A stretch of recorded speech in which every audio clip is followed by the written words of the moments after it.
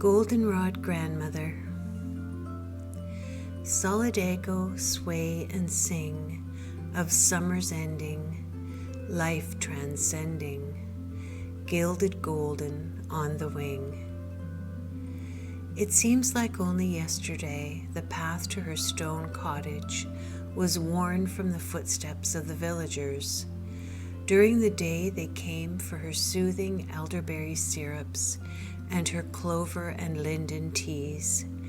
And when the shadows lengthened and curled around behind the evergreens, they would slip along the path for rose petal and hawthorn tinctures to mend the cracks in their broken hearts, and agate amulets scripted with sigils to banish their fears. On that late summer day they last saw her, the milkweed pod split, and its silky white seed tails scattered across her fingers and floated down the meadow. The blood in her veins quickened to the rhythm of the cicadas, and as she set off to gather herbs, she hummed her own heart song to the purple loosestrife, orange jewelweed, and the cloudy white flowers of virgin's bower that climbed through the thickets and sparkled in the green overgrowth. All morning she gathered tangy wood sorrel and succulent purslane. She dug stubborn burdock root and snipped the brittle stalks of dusty green seeded nettle and carefully laid them in her woven willow basket. And as she worked, the cicadas sang on, and the sun rose higher until its honey warmth poured down upon her head and shoulders from above. It was only then that she stood up stiffly and realized that she would need a strong staff to lean on as she traveled home. She rummaged through the ground for a fallen branch, but there was none to be found, so she picked up her basket and began her journey home. The path was stumbled and steep, and her heart beat more quickly. She paused to catch her breath in the soft green filtered shade of the cedars that grew on the edge of the forest. The cedars sighed softly as a light breeze moved through their sweet-scented sprays of green. "Our branches are too delicate," they whispered, "and none are strong enough to support you."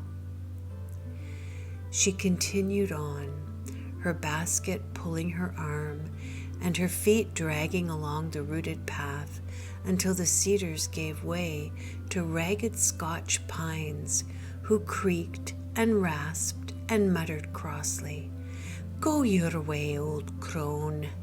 The needles on our branches are too sharp, and they would poke you as you walk." Still struggling, she came upon a dancing family of spruce trees, their branches clasped together in a ring. "Oh no, grandmother," they laughed. "Our branches have too much sap on them. You would dirty your hands and ruin your skirt." And so she labored on until she came to a fragrant grove of balsam. Their citrus earth scent was like a hymn to the heavens, and it lifted her spirits to breathe it deeply. But they too would not give up even one branch. "So sorry, healer woman," they sang in unison. "We have nothing for you. We need all our branches to reach for the sky and send our prayers to the goddess herself."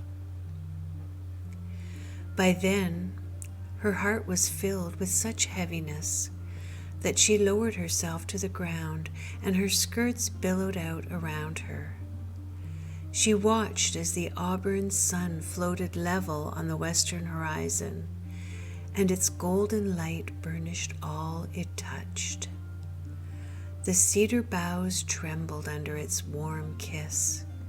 The spruce trees swayed in their sacred circle dance, and the Scotch pines sighed and finally settled. The scented song of the balsams floated into the air and made the goddess smile. And there, hidden among the grasses, she found an old stem that was strong enough to raise her up and help her carry on. As dusk fell, she took those final steps home. Her aches and pains evaporated, and the wearisome weight of her long years fell away. The villagers heard her singing her heart song to the sturdy stem that helped her on her journey home, and her voice floated higher and higher above the trees until her keening drifted far and wide, and it was full of love and the lightness of being. Some say she was transformed into a beautiful winged fairy, and wherever she flew, golden dust poured among the meadow grasses, and a new plant began to grow. Its stems are straight, sturdy, and strong, and its golden yellow blossoms nourish us and lighten our hearts. Goldenrod grandmother, where are you now? Does your heart song still hum in the gilded corbiculae of honey bees who visit the bright and brilliant goldenrod that dances tall among the swaying grasses? Do you still gather the greenest herbs in the sunniest meadows?